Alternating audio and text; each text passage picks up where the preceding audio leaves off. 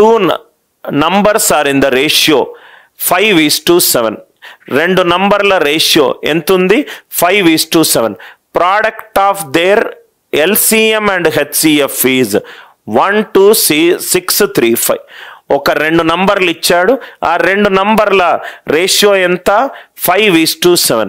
5:7 అంటే ఇది 5 అవుతే ఇది ఎంత అవుతుంది? 7. ఆర్ యు ఆల్ విత్ మీ? ఇది 10 అవుతే ఇది ఎంత అవుతుంది? 14. Some of the numbers will be, some of the numbers ఎంత అవుతుంది సార్? 5 + 7 12. ఆన్సర్ 12కు మల్టిపుల్ కావాలి. ఆన్సర్ 12కి మల్టిపుల్ కావాలి. ఆన్సర్ 12కి మల్టిపుల్ అవ్వాలంటే 12 యొక్క ప్రధాన సంఖ్యలు ఫ్యాక్టర్స్ ఏంటి? 4, 3. ఆన్సర్ 4 తోటి డివైడ్ అవ్వాలి, 3 తోటి డివైడ్ అవ్వాలి. ఆన్సర్ 4 తోటి డివైడ్ అవ్వాలి, 3 తోటి డివైడ్ అవ్వాలి. ఆన్సర్ 4 తోటి డివైడ్ అవ్వాలి, 3 తోటి డివైడ్ అవ్వాలి. ఇక్కడ వరకు అర్థమైందా?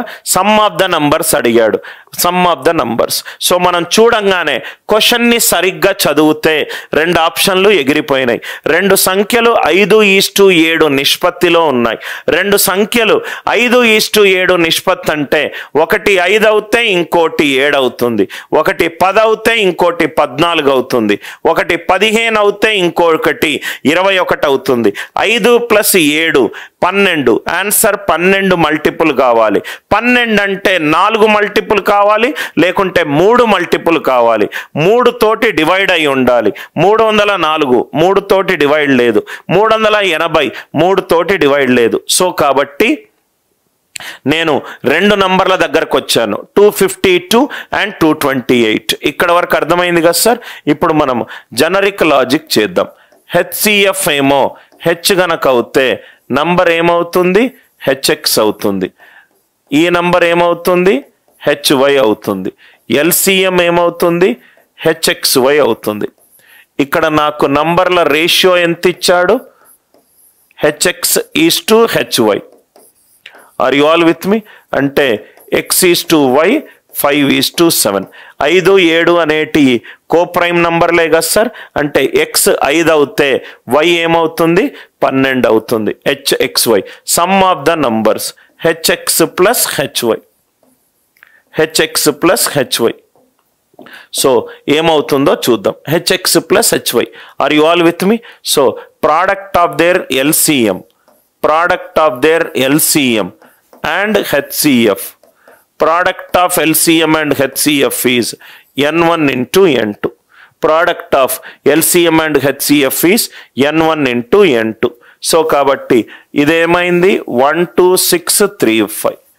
12635. 5:7 అవుతే ఇది 5K అవుతే ఇది 7K అవుతుంది. అంటే 12635 equivalent to 35K². 35K². 35 3s are 105. 213. 36. 35 6 are 210. K² is 361. అంటే K వాల్యూ ఎంత అయింది? 19. K వాల్యూ ఎంత అయింది? 19. సో కాబట్టి సమ్ ఏమన్నాడు? X:Y. సో సమ్ ఏమవుతుంది? 12K. 12 × 19. 9 2 18. ఆన్సర్ 8 తోటి ఎండ్ అవ్వాలి. 228. ఆన్సర్ 8 తోటి ఎండ్ అవ్వాలి. ఆన్సర్ ఈ స్టెప్ కూడా మనకు హెచ్ చెయ్యాల్సిన అవసరం కూడా లేదు.